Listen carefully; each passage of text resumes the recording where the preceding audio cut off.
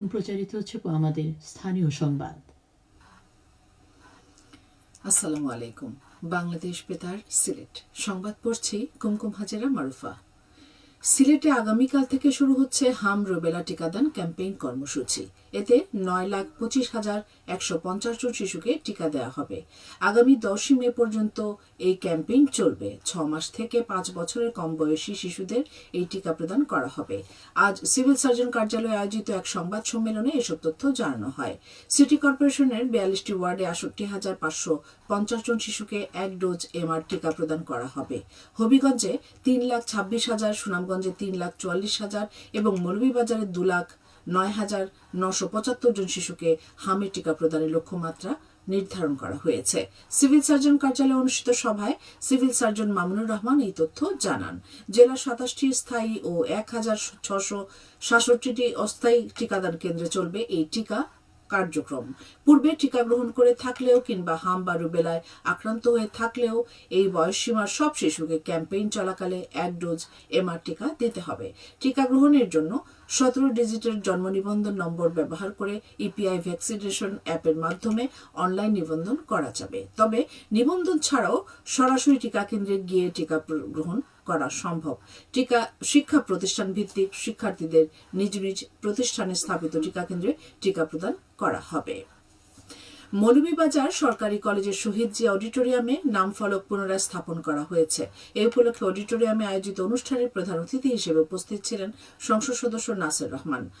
College অধ্যক্ষ মনসুর আলমগীরের সভাপতিত্বে অনুষ্ঠিত উক্ত সভায় বিশেষ অতিথি হিসেবে উপস্থিত ছিলেন জেলা বিএনপির আহ্বায়ক মোহাম্মদ ফজলুল করিম ময়ূখ ও জেলা পরিষদ প্রশাসক মিজানুর রহমান মিজান। এতে বিএনপি ও অঙ্গ সংগঠনের নেতৃবর্গ, কর্মকর্তা কর্মচারী সহ বিভিন্ন ব্যক্তিবর্গ উপস্থিত ছিলেন। জেলা পরিষদের সহযোগিতায় কলেজ কর্তৃপক্ষ এর আয়োজন করে।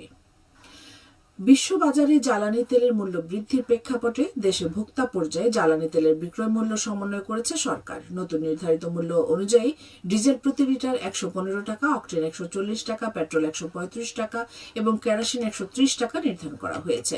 সমন্বয়কৃত নতুন দাম আজ থেকে কার্যকর হবে। বিদ্যুৎ, জ্বালানি, খনিজ সম্পদ মন্ত্রণালয়ের এক সংবাদ বিজ্ঞপ্তিতে আজ এ তথ্য জানানো হয়।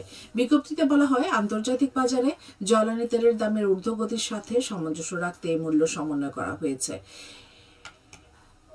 গত 31শে মার্চ জ্বালানি তেলের দাম না বাড়িয়ে পূর্বের মতো এপ্রিল মাসও একই রাখা হয়েছিল।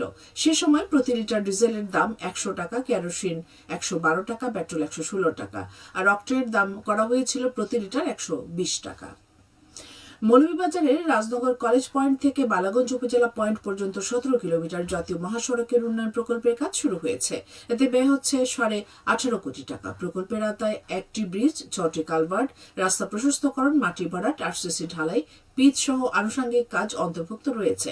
প্রকল্পটি বাস্তবায়িত হলে ব্যবসা বাণিজ্যের প্রসার, মোটরযান সহ জনসাধারণ যাতায়াতের সুযোগ সুবিধা বৃদ্ধি পাবে।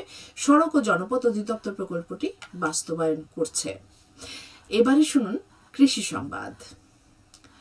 বোরো ধান কাটার মহোৎসব শুরু হয়েছে সিলেটের মৌলভীবাজার ও সুনামগঞ্জে। উৎসাহ উদ্দীপনার মধ্য দিয়ে কৃষকরা সোনালী ফসল ঘরে তুলতে এখন ব্যস্ত সময় পার করছেন।